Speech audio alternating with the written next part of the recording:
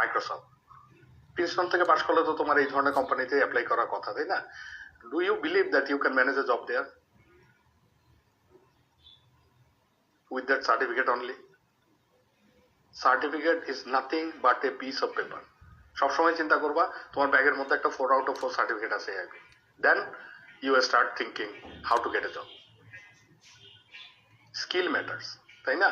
তুমি তোমার বাসায় যখন একটা ইভেন একটা সিম্পল এক্সাম্পল, একটা ড্রাইভার তুমি নিয়োগ দিতেছো, তুমি কি কখনো জিজ্ঞেস করো যে ভাই আপনার কোন ইউনিভার্সিটির সার্টিফিকেট আছে গাড়ি চালানোর? You never ask. ধরো তুমি তোমার বাসায় ফ্যান ঠিক করার জন্য ডাকছো একজন লোককে, তুমি কি দেখো? whether he has a skill or not. At the end of the day, skill matters. So whoever hire you will look for skill inside you, not for your. He won't be looking at your certificate anymore after hiring. They will be looking for skills and knowledge. So at this point of your study, you supposed to know that study, there is no alternative of study. যদি কেউ চিন্তা করো যে মানে হয়তো ধরো মাইক্রোসফটের মালিক, এই কোম্পানির মালিক, ওই কোম্পানির মালিক, তারা স্কুল থেকে ড্রপ আউট হয়েছে, তারা এখন কোটি কোটি টাকার মালিক, ঠিক আছে? You can give some examples, এগুলা ইন্টারনেটে দেখা যায় যে অমুক কোম্পানির মালিক 5 পর্যন্ত পড়ছেন কিন্তু আজকে কোটি কোটি টাকার মালিক। ধরো আবুল বিড়ি কোম্পানির মালিক, কোটি কোটি টাকার মালিক।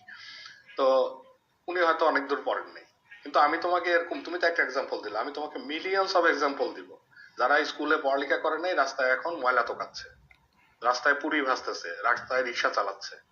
So which one would you believe, the ones in a million নাকি মিলিয়নস অ্যাভেলেবেল ইন স্ট্রিট? কোন এক্সাম্পলটা তুমি নিবা? It's up to you. তুমি ওই এক্সাম্পলটাও নিতে পারো অ্যান্ড ইউ ক্যান ট্রাই। যেমন আমরা লটারি কিনে 10 টাকার ক্রীড়া উন্নয়নের লটারি কিনে 30 লাখ টাকার স্বপ্ন দেখি, that is okay, but that is not reality. 18 কোটি লোকের মধ্যে যদি 18 কোটি লোকই লটারি কিনে, তাহলে তোমার 18 কোটির মধ্যে একজন হওয়া, এটা যদি তুমি মনে করো it's a good probability, then it's okay. Otherwise those are dreams.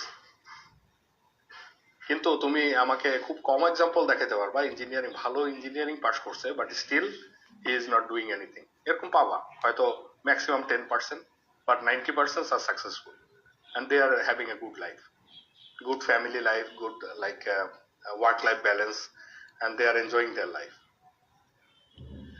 So with those words, I would like to say actually what was my intention is like আমি বলতে চাচ্ছি যে তোমরা এই স্টাডিটাকে সিরিয়াসলি নাও। যতটুকু লস হয়ে গেছে ওইটুকু বাদ দাও, কিন্তু এই কম্পিটিটিভ ওয়ার্ল্ডের সামনে স্কিল ছাড়া বেঁচে থাকা যাবে না। আরো